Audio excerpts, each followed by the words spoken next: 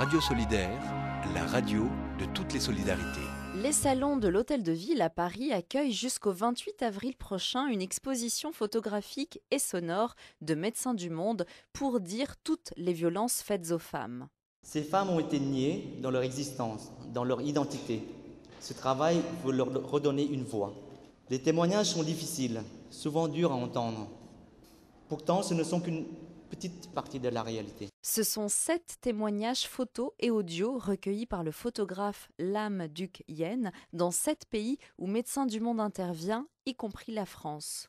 La violence faite aux femmes concerne tous les pays, aussi bien le Sud que le Nord. Le combat des Médecins du Monde est le nôtre. Nous avons voulu retransmettre l'émotion, la détresse, en respectant la dignité de chaque femme. Dire aussi que chacun de nous, on peut agir. Ce soir, toute ma pensée va vers l'équipe qui travaille sur le terrain. C'est un travail très laborieux. Déjà, ils ont le sentiment de se battre pour accéder aux victimes. Parfois dans les zones de conflit et de sécurité comme le Pakistan, Haïti ou RDC où il y a des couvre-feux. Derrière nous se prépare une performance théâtrale.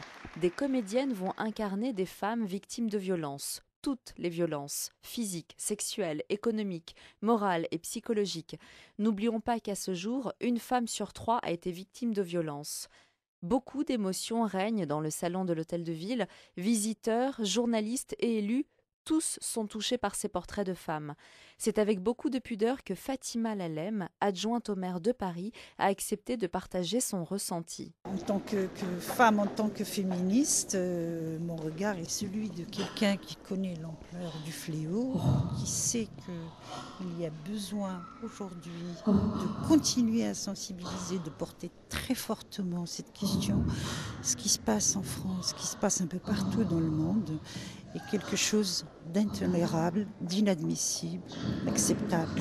Donc quand on a des mobilisations de cette qualité-là, c'est vrai que c'est quelque chose qui nous touche. Et naturellement, comme le rappelle Fatila Lalem, adjointe au maire de Paris, le combat de ce fléau fait partie des objectifs de la ville. On a un programme sur plusieurs années. On a un dispositif pour lutter contre les violences faites aux femmes, à la fois par la création de structures d'hébergement, par la formation et la sensibilisation des acteurs, par un travail éducatif auprès des jeunes et par un financement des associations qui travaillent sur le terrain dans l'accompagnement. Alors ça c'est votre action, et juste pour finir, votre cœur de femme, qu'est-ce qu'il ressent en parcourant l'expo et au contact de cet homme qui a été justement écouter et recueillir la parole de femmes? Écoutez, il y a toujours avec beaucoup d'émotion que j'ai à voir des témoignages aussi forts sur ces réalités-là. Je suis, en tant que femme, je me sens complètement partie prenante de cette solidarité, de cette action. Et plus que la solidarité, c'est un combat qui me concerne, c'est mon combat. Comme ça doit être celui, finalement, de tout homme et de toute femme, de progrès, de tout homme et de toute femme qui portent des valeurs humanistes. Bien sûr, en tant que féministe, on se sent impliqué, mais ça dépasse largement le combat des féministes. Je pense que ça devrait être un combat sociétal, parce que c'est un combat pour l'égalité, mais c'est aussi un combat pour la démocratie. Médecins du Monde vient de révéler des chiffres alarmants. Une femme sur 5 dans le monde sera victime de violences. Tout ou presque tout le travail reste à faire, et le photographe Lam Duc Yen en a conscience. Je suis vraiment conscient que ce travail-là, c'est une infime partie de la réalité. Médecins du Monde a 14 projets dans le monde et moi j'ai parcouru juste 7 pays. Chaque fois que je vais dans un pays, je reviens complètement frustré, je me rends compte de l'étendue du problème. Ce que j'ai envie, c'est continuer aujourd'hui ce travail-là, mais pour faire un livre, mais pour pouvoir continuer. Parce que par exemple, le problème du Congo, ça continue toujours. Des viols au quotidien, les fractions, les milices armées, c'est une arme de guerre, mais c'est en même temps un truc, j'ai l'impression que ça dure depuis des années, quoi. Il y a toujours des cas dramatiques comme ça. Ça n'en finit pas. Je me dis juste, je fais ce que je peux aujourd'hui. Voilà. Et les gens qui regardent, il ne faut pas non plus qu'ils aient ces sentiments-là d'impuissance non plus. Ils vont faire ce qu'ils peuvent aussi. Voilà. Certaines images sont très fortes, on se passe de commentaires, elle est évidente. Mais les voix aussi, pour moi, c'est très important. Quand on entend sonorité, la détresse à travers la voix, c'est quelque chose qui est vivant, quoi.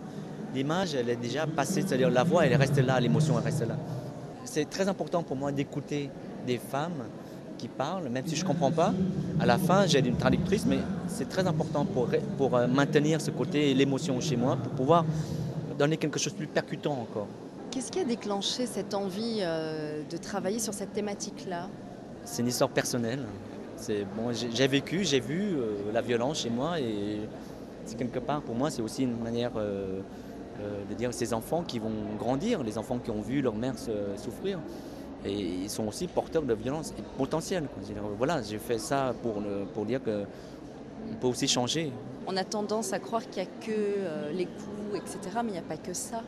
Non, il n'y a pas que ça. Il n'y a pas que la violence physique, il y a toutes sortes de violences inimaginables. Femmes après coup, c'est une installation photographique et sonore de Médecins du Monde pour témoigner des violences et des possibles reconstructions. L'expo se tient jusqu'au 28 avril à l'Hôtel de Ville. L'entrée est libre du lundi au samedi de 10h à 19h. Plus d'infos sur le www.femmesaprèscoup, tout attaché en minuscule.com.